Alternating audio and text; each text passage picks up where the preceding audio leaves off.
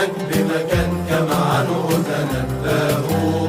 انهض يا موسى واصعد إلى الجبل، وابن هناك قبة تكن لك شبه مظل، وجمع ما قلت لك اكتبه في الحال. هذه هي شهادة للإسرائيليين. أسرع يا موسى وانظر هذا المكان، وابني في قبة الحجر الصواب، وعلي شوارعها واعمل لها 4 أركان، واجمع ما يحتاج إليه البناؤون. واعمل خارج القبة فسحة كالدهليز، واطليها يا موسى بالذهب الإبريز، داخل مع خارج كرامة للتكريس، من أعلى إلى أسفل بالذهب الموزون. واعمل داخل القبة مسبح